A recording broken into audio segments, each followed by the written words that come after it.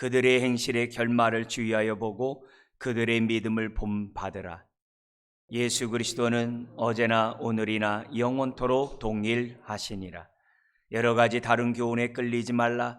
마음은 은혜로서 굳게 함이 아름답고 음식으로서 할 것이 아니니 음식으로 말미암아 행한 자는 유익을 얻지 못하였느니라. 우리에게 제단이 있는데 장막에서 섬기는 자들은 그 제단에서 먹을 권한이 없나니 이는 죄를 위한 짐승의 피는 대제사장이 가지고 성소에 들어가고 그 육체는 영문밖에 불사름이라. 그러므로 예수도 자기 피로써 백성을 거룩하게 하려고 성문 밖에서 고난을 받으셨느니라.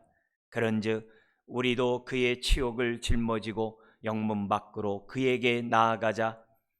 우리가 여기에는 영구한 도성이 없으므로 장차 올 것을 찾나니 그러므로 우리는 예수로 말미암아 항상 찬송의 제사를 하나님께 드리자. 이는 그 이름을 증언하는 입술의 열매니라. 오직 선을 행함과 서로 나누어 주기를 잊지 말라. 하나님은 이 같은 제사를 기뻐하시느니라. 같이요. 너희를 인도하는 자들에게 순종하고 복종하라. 그들은 너희 영혼을 위하여 경성하기를 자기들이 청산할 자인 것 같이 하느니라. 그들로 하여금 즐거움으로 이것을 하게 하고 근심으로 하게 하지 말라. 그렇지 않으면 너희에게 유익이 없느니라. 아멘. 오늘 말씀의 제목은 사랑으로 믿음의 경주를 하자라는 주제로 말씀을 나누기로 원합니다. 지난주에도 우리가 들었던 말씀은 우리가 사랑해야 할 것과 사랑하지 말아야 할 것에 대해서 우리가 살펴봤습니다. 오늘은 왜 우리가 사랑하며 살아가야 되는지, 그리고 어떻게 사랑하면서 믿음의 경주를 해야 하는지 우리가 오늘 말씀을 통해 주의 음성 듣기를 원합니다. 먼저 왜 우리가 사랑해야 하는지 그 이유 세 가지를 오늘 본문을 통해서 우리가 살펴보겠는데요. 첫 번째는 7절에 있습니다. 7절에 보면은 하나님의 말씀을 너희에게 일러주고 너희를 하던 자들을 생각하며 그들의 행실의 결말을 주의하여 보고 그들의 믿음을 본받으라. 그리고 17절에서도 너의 말씀을 인도하는 자들에게 순종하고 복종할 것을 말씀했던 것을 보게 됩니다. 우리는 이 7절과 17절을 통해서 깨달을 때 첫 번째 이유, 왜 사랑해야 되는가? 다른 게 아니라 성경의 핵심이고 믿음의 선진들이 그렇게 가르쳐 왔다는 겁니다. 그렇게 가르쳐 왔기 때문에 저와 여러분들은 하나님 사랑, 이웃 사랑의 말씀에 순종해야만 한다는 겁니다. 7절은 이미 순교를 하거나 이미 하나님 품에 안긴 말씀 사역자들을 말해요. 그러면서 그들의 믿음의 행위들을 본받으라고 7절에 설명하고 있어요. 그리고 17절은 지금 교회에서 사역하고 있는 그 당시 히브리서 청중들에게 목양 사역을 하고 있는 말씀 사역자들에게 순종하며 그들이 전하는 말씀에 따라 살아가야 할 것을 가르치고 있어요. 여기의 핵심은 다른 것이 아닙니다.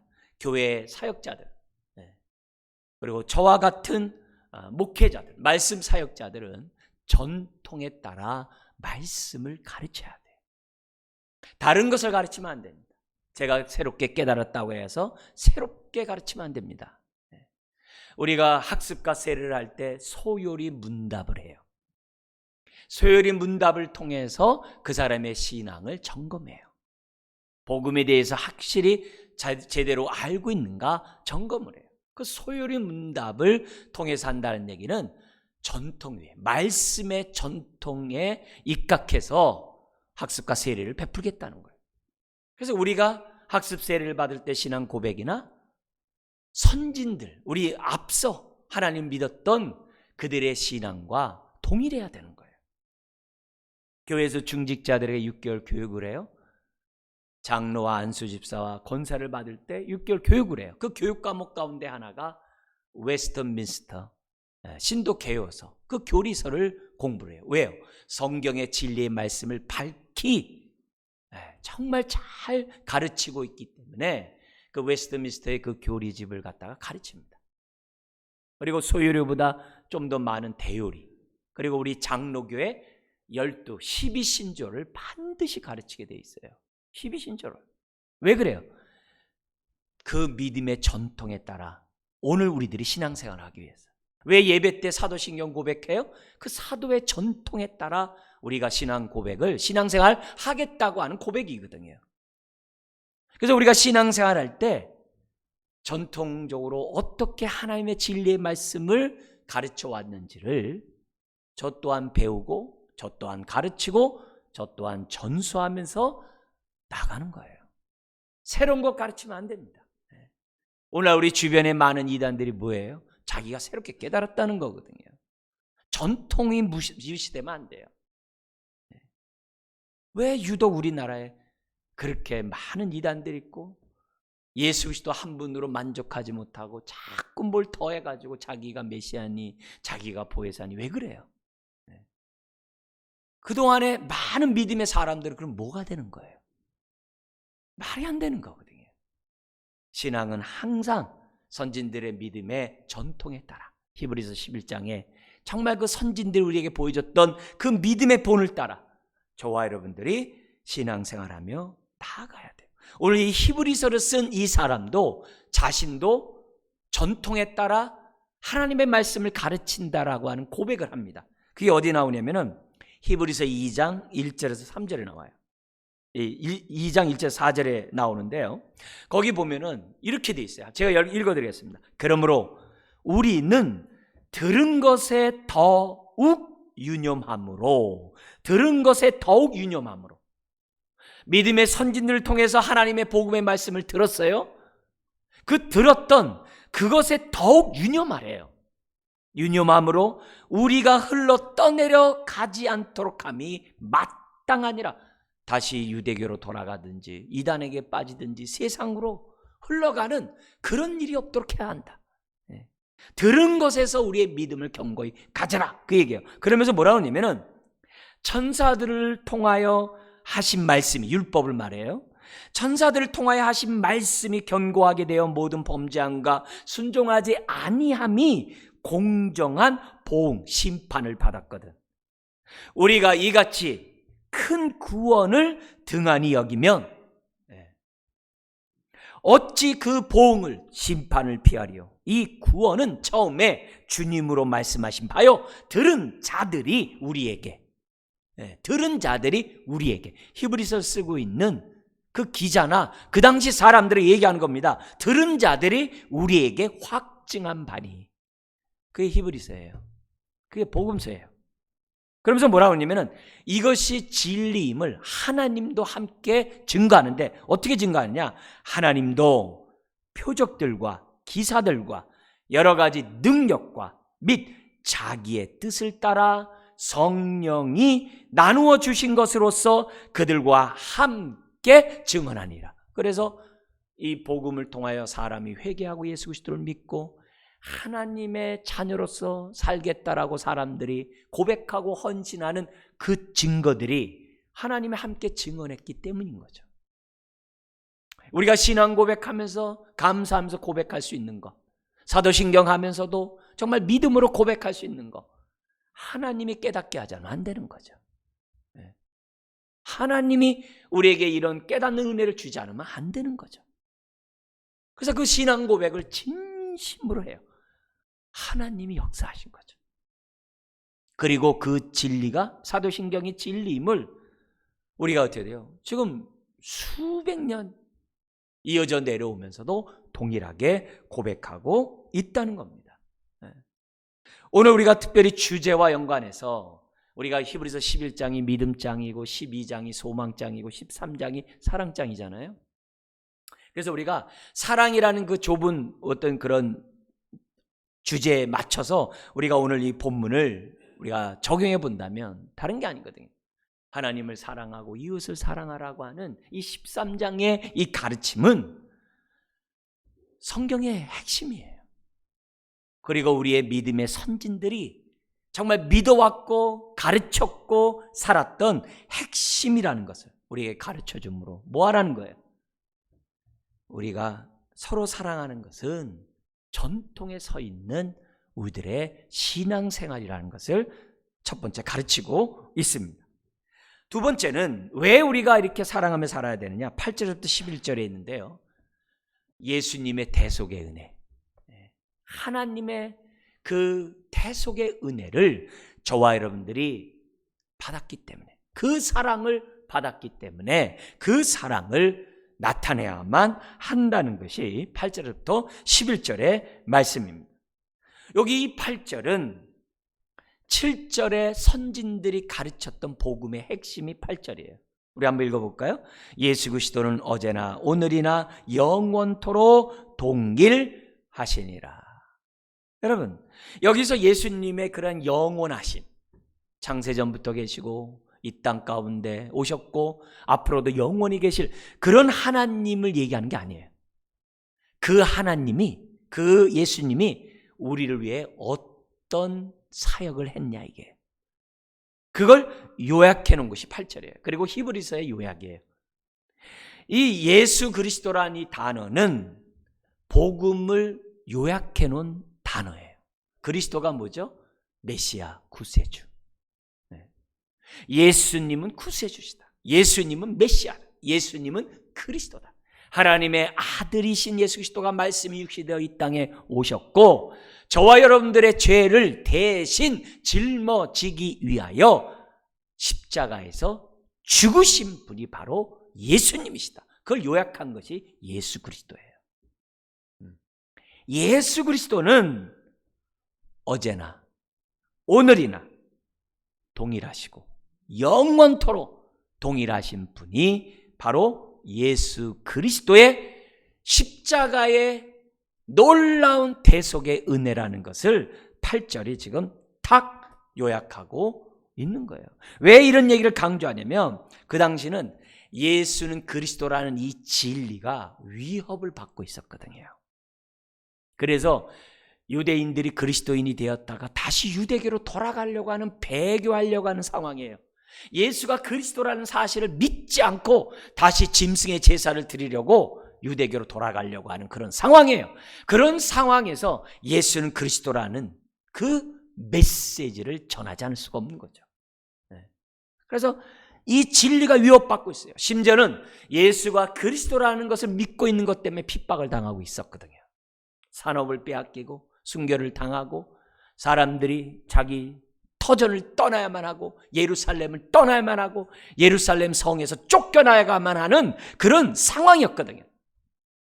그런 상황이라 할지라도 진리는 변할 수가 없는 거거든요.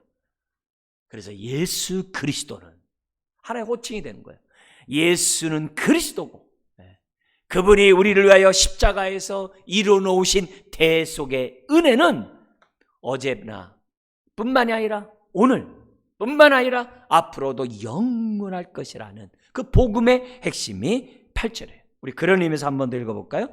예수 그리스도는 어제나 오늘이나 영원토록 동일하시니라. 히브리서에서 이 핵심적인 요 사건을 기록해 놓은 게 히브리서 8장, 9장, 10장이에요. 다음에 볼 겁니다만 8장, 9장, 10장이에요. 8장, 9장, 10장의 핵심이 뭡니까? 예수님의 십자가의 죽음은 단번에 우리의 죄를 다 가져갔다는 거예요. 그리고 죄로 말미암는 모든 형벌을 주님이 다 짊어졌다는 거예요. 단번에. 근데 어느 것까지 짊어졌느냐?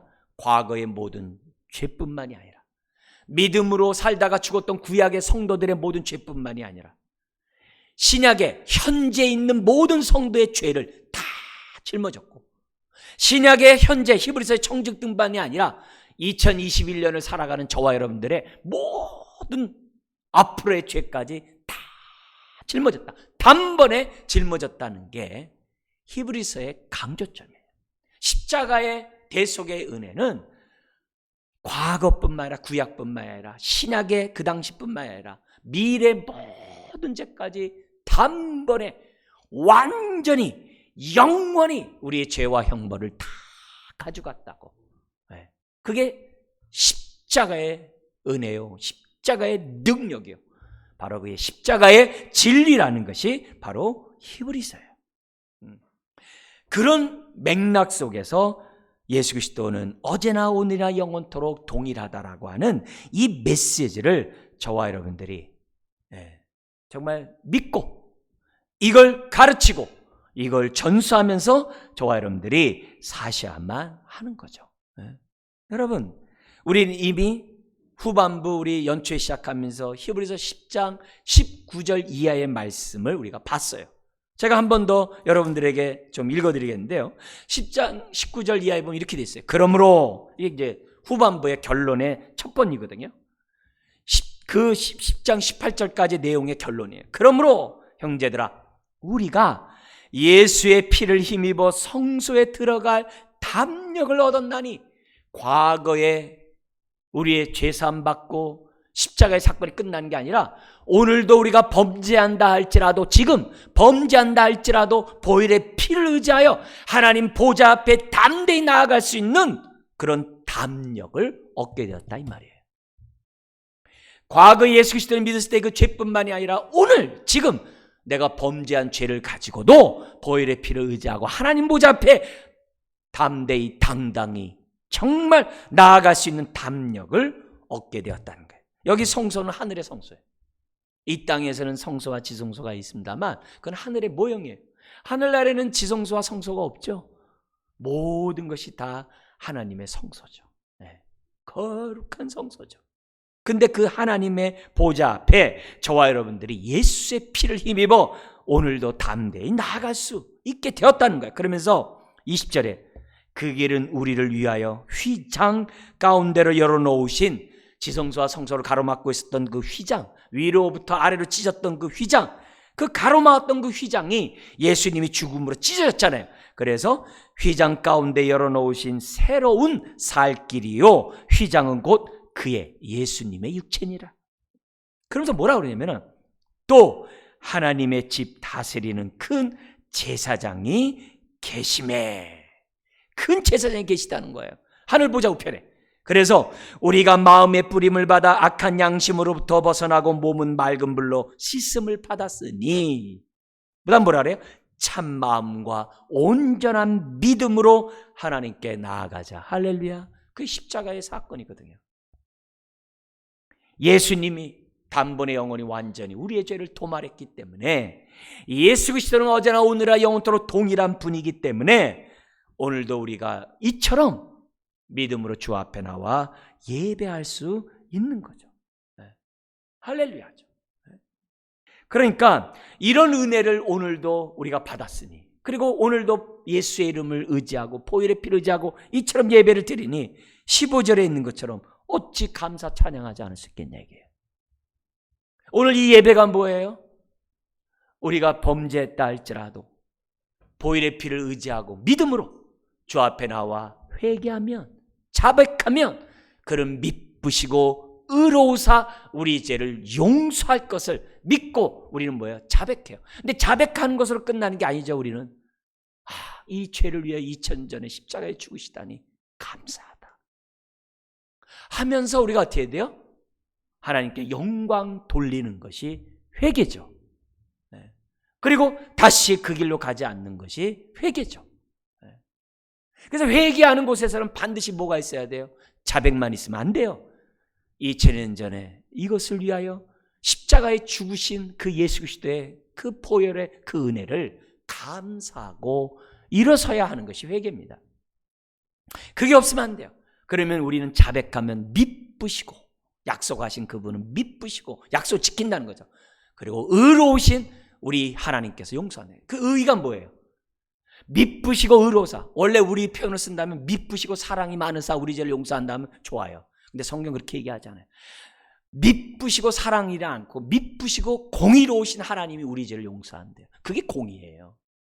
십자가에서 우리의 모든 죄와 형벌을 다 가져갔는데 우리가 범죄했다고 또 형벌을 내리면 그건 일사부재의 원칙에 어긋나죠.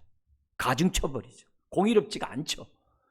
예수의 피는 우리의 형벌을 담당하기에 충분하다는 것이, 성경의 가르침이거든요. 그렇기 때문에 오늘 우리가 그 받은 대속의 은혜에 대해서 뭐 하지 않을 수가 없어요? 감사하지 않을 수가 없는 거죠. 감사하면서 오늘도 이처럼 예배를 드리고 있는 거예요. 그러면 왜 이렇게 8절같이 선진들의 그 고백을 요약해서 왜 강조하고 있어요? 누누이 말씀드렸습니다만 그 당시 유대 그리스도인들 중에 다시 유대교로 돌아가려고 하는, 예수는 그리스도를 부인하려고 하는 사람들이 자꾸 생기다 보니까 8절같이 얘기하는 거예요. 그리고 9절에서 그들의 믿음들을 갖다가 이렇게 유념해서 굳건히 붙잡는 것이 떠내려가지 않는데 떠내려가려고 하는 사람들이 있었다는 거예요. 뭐 때문에요? 유대교의 꾀임 때문에. 그게 바로 9절이에요. 그래서 이렇게 되어 있습니다. 여러 가지 다른 교훈에 끌리지 말라. 그러니까 율법과 같은 이런 많은 그런 다른 교훈에 끌리지 말라는 거예요. 복음은 하나예요. 마음은 은혜로서 굳게 함이 아름답고, 8절로 굳건히 하는 것이 견고하게, 이 굳게 한다는 말은 견고함, 믿음의 견고함이거든요. 우리 마음의 믿음을 이 견고하게 하는 것은 은혜로 하는 것이지 율법의 행위나 율법의 제사나 율법의 어떤 음식법이나 그런 것들을 지켜서 굳게 되는 것이 아니라는 거예요. 우리의 마음의 믿음을 견고케 하는 것은 은혜뿐이라는 거예요. 그게 바로 9절이에요. 그래서 음식으로 할 것이 아니니 음식으로 말미암아 행하는 자는 유익을 얻지 못하였느니라. 아무런 유익이 없어요. 율법으로 의롭다함 받을 수 없다는 거예요. 십자가의 은혜가 우리를 의롭다함을 받게 해주는 그런 한 놀라운 능력이라는 것을 우리들에게 가르쳐주고 있어요. 복음은 예수는 그리스도 단 한 가지밖에 없어요. 거기에 뭔가 사족을 붙이면 안 돼요. 다른 걸로 우리의 마음을 견고케 할 수 있는 것은 없어요. 십자가의 복음만이 우리를 견고케 될 수 있는 거예요. 자, 그런데 이거와 함께 음식을 지켜야 된다, 뭐 다시 짐승으로 제사를 드려야 한다, 뭐 이런 얘기하면서 조롱을 해요. 뭐라고 얘기하냐면은 유대인들이 기독교인들을 향하여 얘기합니다. 너희들은 제단도 없지 않냐? 우리는 제단이 있어가지고 우리가 하나님 앞에 제사 드리고 나면은, 왜냐면 제사가 다 드리는 게 아니잖아요. 대속죄일날 제사 빼놓고는 나머지 화목제, 감사제들은 우리가 한 부분만 드리고 나머지는 같이 식사를 하잖아요. 그러면서 잔치를 벌이거든요. 그러니까 제사 드리는 날은 잔칫날이에요. 그러니까 우리는 이렇게 제사를 드리고 난 다음에 이렇게 고기도 먹고 막 염소도, 양도 먹고 송아지도 먹고 얼마나 좋은지 모른다. 너희들은 그런 것도 없잖아. 너희들은 제단도 없지 않나 하면서 먹을 것도 없잖아. 그렇게 자꾸 이렇게 비아냥거리고 비판했다는 거죠. 그러니까 그런 자들에 대해서 지금 뭐라고 했냐면 10절과 11절에 얘기하는 거예요. 뭐라고 했냐? 천만에 우리에게 제단이 있다는 거예요. 여러분, 제사는 없어도 제단이 있다는 거예요. 근데 제단이 있는데 우리 제단에는 장막에서 섬기는 자들, 제사장, 율법에 의한 제사장뿐만 아니라 그 따르는 유대인들은 우리 제단에서 먹을 권한이 없대요. 아무 상관이 없다는 거예요. 유대교는 기독교와 상관이 없다는 거예요. 그리고 또 엄격하게 한번 얘기해 보자. 대속죄일날 1년에 한 번 대제사장이 지성소에 들어갔다 오는 대속죄일 7월 10일 유대인 달력으로 7월 10일 날 1년에 한 번 딱 들어가는데 그때 어떻게 제사를 드리지? 짐승의 피는 대제사장이 가지고 성소에 들어가서 뿌리고 그 육체는 영문 밖에 가서 불사르지 않냐? 불사르기 때문에 먹을 게 없잖아요. 실상은 너희들 먹을 게 없지 않냐? 대속죄일. 감사제나 이런 건 먹을 게 있지만 대속죄일날 먹을 게 없지 않냐 이게. 대속죄일날 구약에서는요, 대제사장이 자신의 죄를 위해 숫송아지를 잡았고요, 백성의 죄를 위해서 두 염소를 잡아가지고 하나는 저 절벽 가서 떠뜨리고 아사셀, 그리고 하나는 염소를 잡아가지고 하나님 앞에 속죄 제사를 드렸거든요. 근데 그 속죄 제사에는 먹을 게 없거든요. 그 얘기예요. 근데 반대로 우리 그리스도인들은 속죄 제사는 없다. 재물은 없다. 왜? 예수님 단번에 영원히 완전히 우리 죄를 가져갔으니까.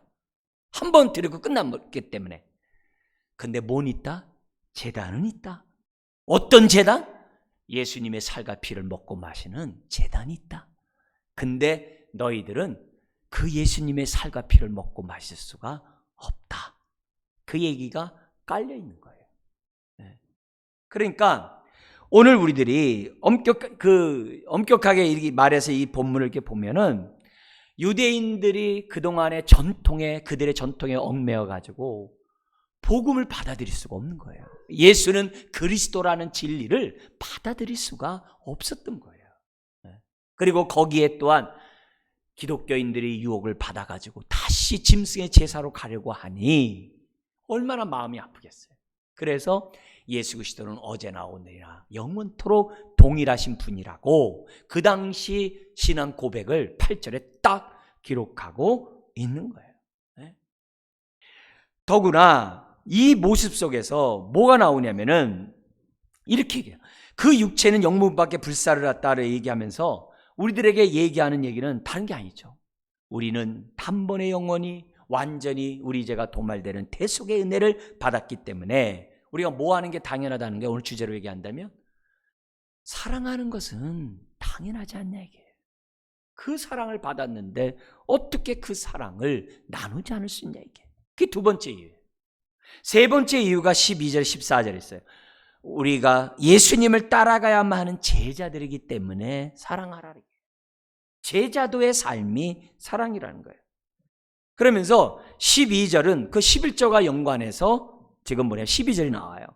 그러므로 예수도 자기 피로서, 짐승의 피가 아니에요. 자기 피로서 백성을 거룩하게 하려고. 구약에서는 무조건 할례를 받고 유대인이면은 다 하나님 백성이에요. 그러나 신약에서는 그게 아니에요. 예수의 피로 말미암아 죄사함 받은 자만이 하나님의 백성이거든요. 그래서 예수도 짐승의 피가 아니라 자기의 피로서 백성을 거룩하게 하려고. 짐승이 아니에요.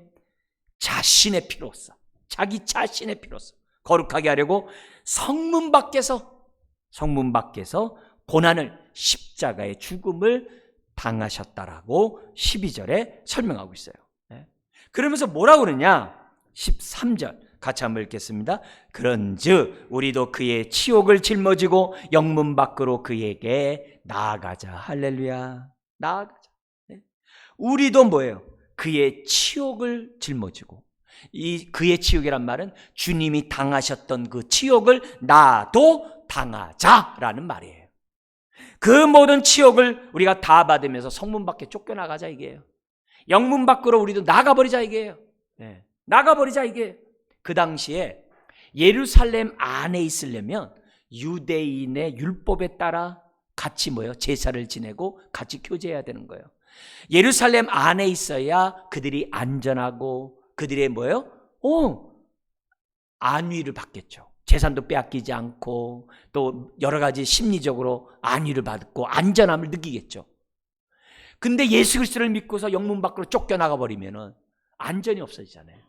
어디서 안위를 받겠어요? 먹고 살기가 힘든데, 거주하지를 못하는데. 예루살렘 떠난다는 자체가 얼마나 이것은 큰 형벌입니까? 그 당시 사회. 그리고 그것은 얼마나 큰 치욕인지 몰라요.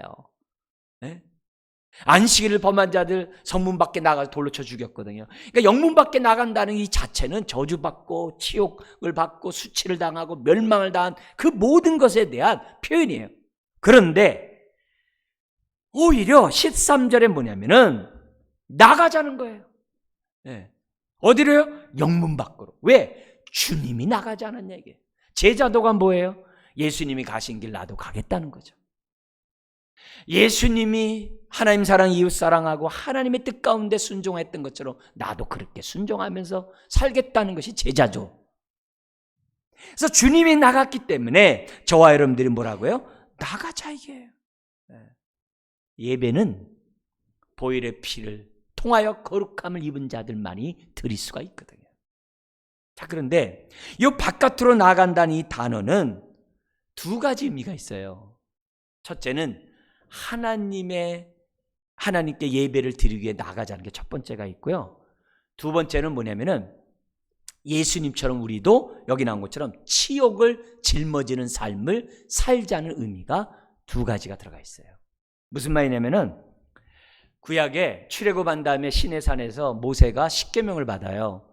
십계명을 받는 그 순간에 산 아래에서는 이스라엘 백성들이 뭘 만들었죠? 금송아지를 만들었어요. 금송아지는 애굽의 번영 부자 돈신이에요. 그러면 그들이 송아지를 만들었다는 얘기는 뭐냐면은 하나님을 거절했다는 거예요. 예수님을 배척하듯 하나님을 배척했다는 거예요. 그래서 우리 하나님이 모세에게 그럽니다. 내가 이 백성들 다 멸절시키겠다. 그리고 모세, 내가 너를 중심으로 새로운 백성을 만들어서 가나안 땅에 들어가게 하겠다. 그때 모세가 막아 서는 자가 돼요. 생명체에서 내 이름을 지을지언정 하나님 이들을 용서해 주세요. 그래서 막아 서서 하나님이 용서해 주는 사건이 있어요.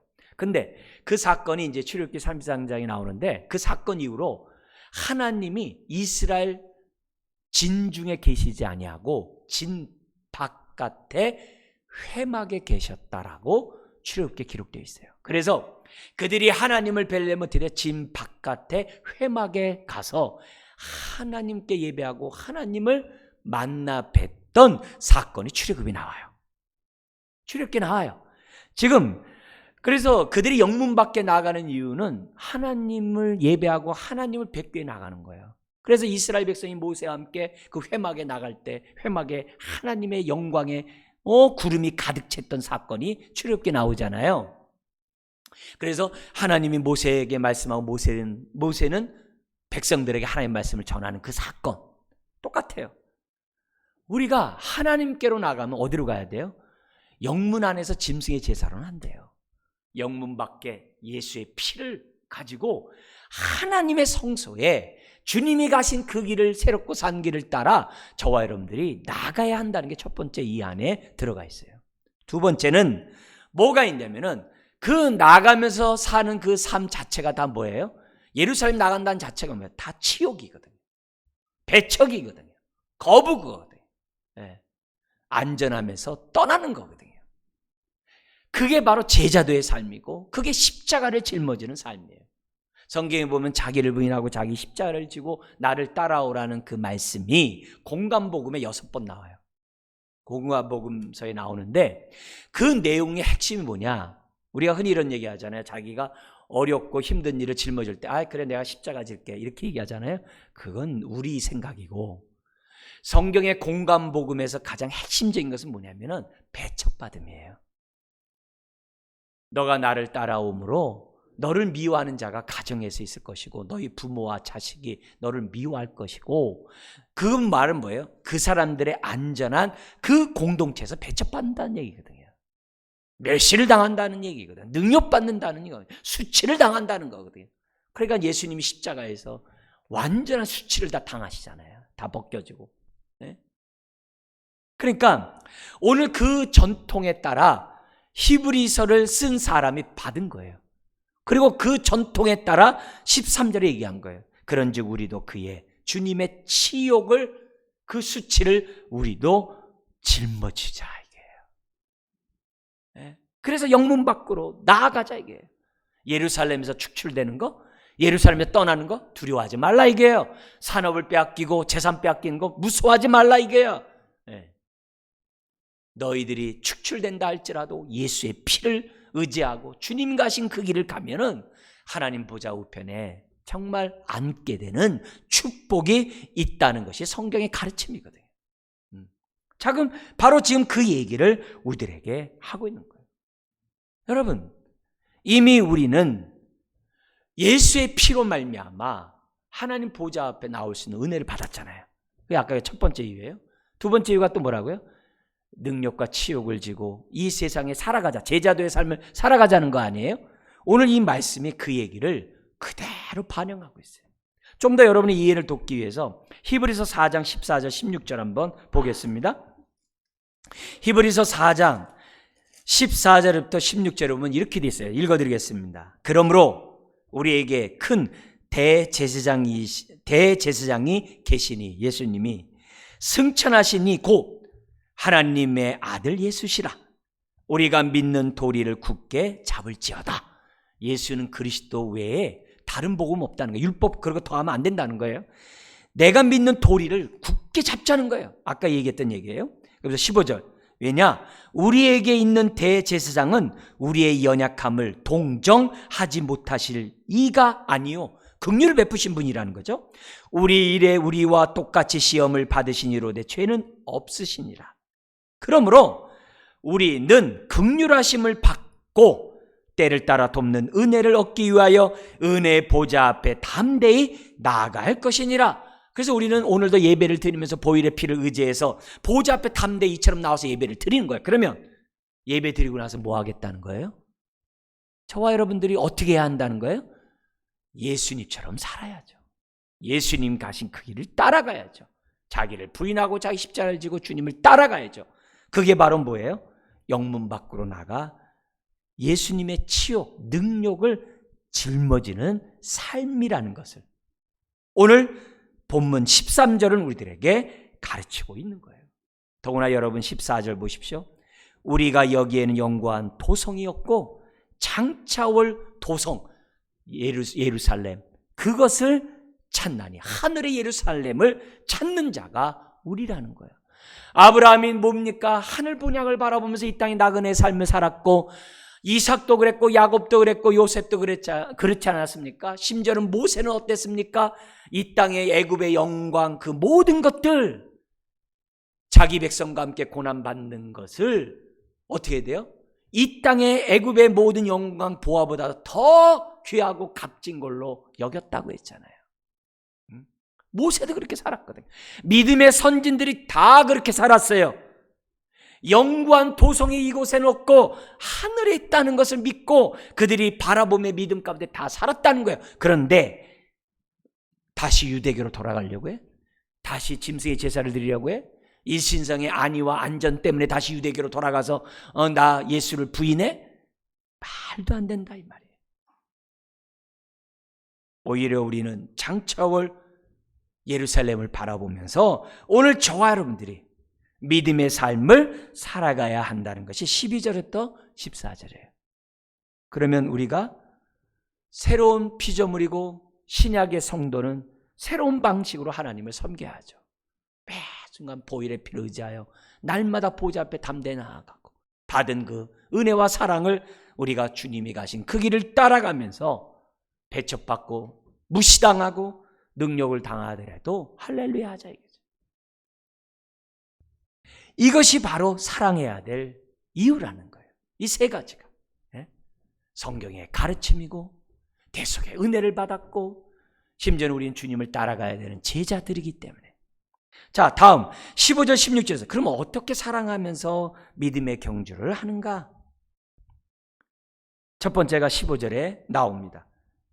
한번 읽어볼까요? 그러므로 우리는 예수로 말미암아 항상 찬송의 제사를 하나님께 드리자. 이는 그 이름을 증언하는 입술의 열매니라. 더 이상 짐승의 속죄 제사는 없죠. 우리는 감사 제사밖에 없는 거죠. 찬미의 제사밖에 없는 거죠. 그래서 언제 드려요? 우리 주일날만? 아니에요. 항상 찬송의 제사를 드리자. 어느 때요? 내가 범죄할 때마다, 내가 회개할 때마다, 내가 용서를 구할 때마다, 그뿐만이 아니죠. 하루하루 살아가면서 항상 우리가 할 것은 감사할 것밖에 없죠. 네? 이것이 그 이름을 증언하는 입술의 열매니라. 할렐루야죠. 네. 여기 그 이름을 증언이란 말이 함께 말하다. 그래서 여기서 고백, 찬미라는 단어가 나왔어요. 그러니까 우리가 항상 그 이름을 찬양하는 것은 우리의 본분이라는 거죠. 그래서 우리가 이처럼 주일날 예배를 드리는 거죠. 할렐루야죠. 네. 여러분, 주님을 따라가는 자들은 삶 속에서 항상 찬미제사 드려요. 항상 주님께 감사하고 찬양해요. 그뿐만이 아니에요. 16절 같은 삶을 살아요. 한 번 더 읽어볼까요? 오직 선을 행함과 서로 나누어 주기를 잊지 말라. 하나님은 이 같은 제사를 기뻐하시니라. 선을 행함과 나누어 주는 것도 제사래요. 우리에게는 속죄 제사가 없지만 선을 행하고 나누어 주는, 서로 나눠주는 제사는 뭐예요? 잊어서는 안 돼요. 여기 오직이란 이 단어 자체가 그런데 또한 이거예요.